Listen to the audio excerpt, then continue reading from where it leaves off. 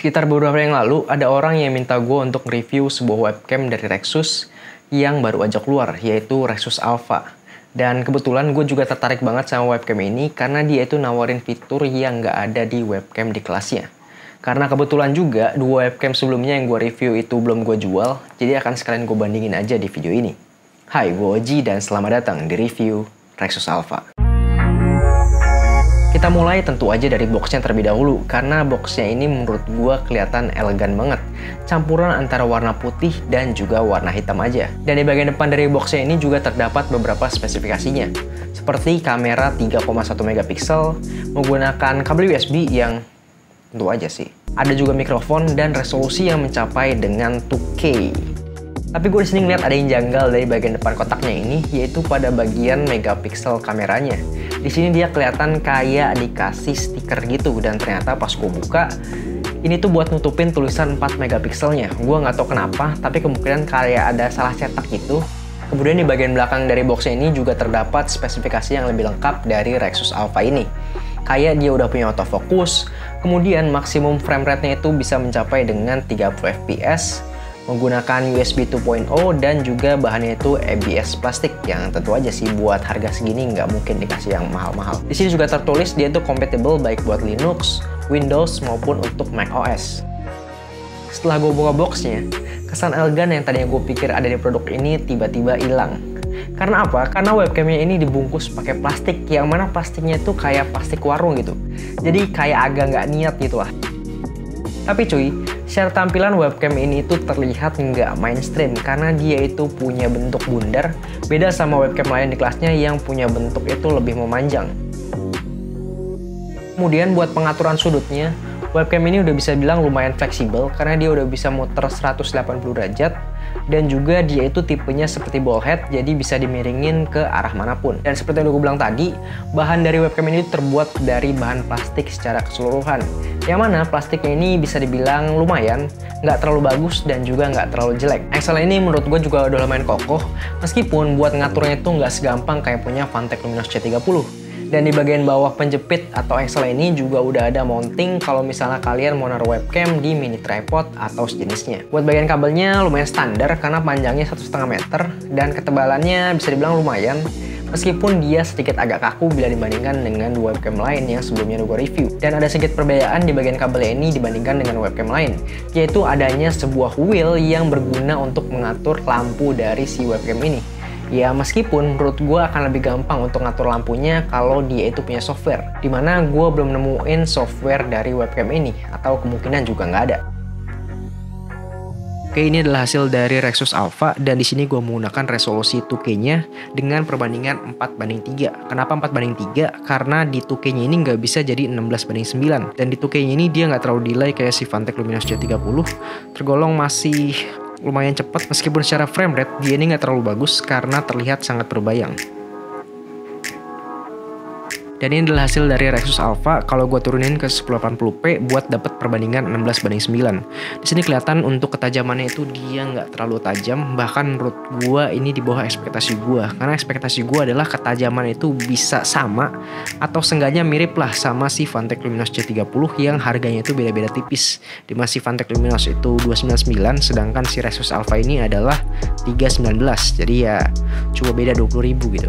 Tapi hasil ketajamannya bener-bener beda banget sih, dimana di sini masih kelihatan noise-nya juga, masih kelihatan jelas di belakang tuh. Buat warnanya gue nggak ada masalah sama warnanya dengan kondisi saat ini. Kondisi gue adalah gue menggunakan ring light langsung ke muka dan juga menggunakan lampu ruangan. Kemudian webcam ini kan udah punya autofocus, tapi menurut gue autofocusnya ini belum terlalu bagus. Kenapa? Karena dia masih sering cari-cari fokus gitu dan ini agak ganggu sih, apalagi buat kalian yang Zoom meeting atau dipakai untuk streaming itu agak ganggu banget kalau misalnya lensanya itu cari-cari fokus terus. Jadi mending menurut gue lensanya diatur ke manual fokus aja. Oke, dan ini adalah hasil dari si Rexus Alpha kalau gue nggak pakai ring light. Dan kelihatan banget di sini bahwa aduh apa ya, benar-benar nggak pantas untuk dikomentarin lah karena hasilnya aja benar-benar nggak kelihatan dan noise-nya itu gila-gilaan banget. Bahkan gue bisa bilang kalau dibandingin sama webcam laptop zaman sekarang, ini bisa dibilang mirip atau bahkan bisa aja di bawahnya gitu. Dan kayaknya bener-bener nggak pantas gitu webcam harga 300 ribuan tapi low lightnya kayak gini asli. Dan karena dia punya lampu bawaan, mending kita coba aja sekarang lampu bawaannya apakah beneran ngaruh ataukah cuma gimmick aja. Kelihatan ya di kacamata gue tuh. Dan dia nggak ngubah apapun. Artinya apa? Artinya cuma gimmick aja dan nggak ada fungsinya sama sekali.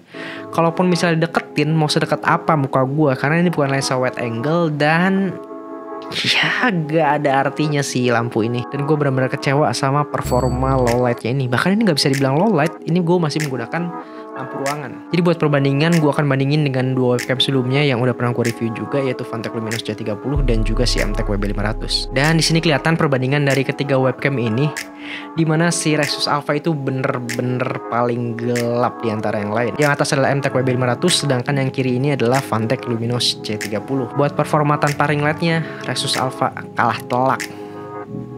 Telak gue bilang. Dan sekarang adalah hasil dari perbandingan ketiga webcam ini ketika ring lightnya gue nyalain lagi. Dan kalau kondisi kayak gini kelihatan lah ya Rexus Alpha itu nggak kelihatan jelek-jelek banget. Bahkan masih bilang lumayan bagus meskipun nggak setajam dua yang lainnya itu. Kembali ke Rexus Alpha ini, sekarang gue akan coba untuk mic internalnya. Ini adalah hasil suara yang direkam menggunakan mic internal Rexus Alpha. Bagaimana? Sekarang kita akan lihat settingan apa aja yang bisa dilakukan dengan menggunakan Rexus Alpha ini. Di sini seperti yang kalian lihat gue pakai 1080p ya, dan FPS itu sampai dengan 30. Begitu juga dengan 2K-nya, dia itu juga bisa mencapai 30 fps. Kemudian buat configure videonya itu, dia itu bisa ngatur brightness, contrast, hue, saturation, sharpness, gamma, white balance, backlight compensation, dan anti flicker. Dan di sini yang gue perhatiin adalah untuk saturationnya, dia itu benar-benar udah mentok di 99, jadi udah nggak bisa lagi naikin saturationnya lagi. Di bagian kamera, dia itu yang bisa diatur adalah fokus dan exposure-nya aja. Dan kayak udah gue bilang tadi, gue ngerekomendasiin bahwa fokusnya itu dimatiin aja dan dijadiin manual fokus aja, karena autofocus ini bisa dibilang lumayan ganggu menurut gue. Misal kalau ada yang nanya kenapa untuk low light itu bisa gelap banget, emang exposure-nya nggak bisa dinaikin. Buat exposure sendiri ini udah mentok di min 2, dan ini kalau gue matiin dia itu jauh lebih gelap dan nggak bisa dinaikin lagi. Oke, gue setting di auto aja, dan juga gue nyalain ring lightnya. Buat tampil zoomnya juga nggak jauh beda dari OBS tadi.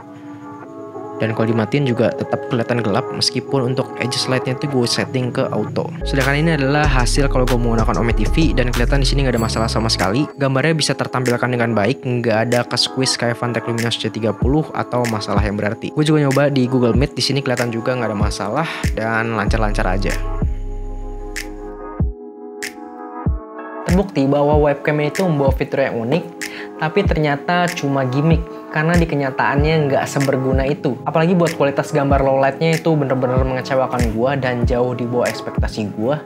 Karena nggak jauh beda sama webcam bawaan laptop zaman sekarang. Kalau kalian tanya apakah webcam ini bagus apa enggak, ya sebenarnya kalian udah bisa nilai sendiri ya kualitas dari webcam ini. Apalagi jika dibandingin dengan dua webcam lain tadi yang performa low light itu jauh lebih bagus. Oke, mungkin sekian review dari gua. Terima kasih buat kalian yang udah menonton. Jangan lupa buat subscribe. Gua Oji dan sampai jumpa di video selanjutnya.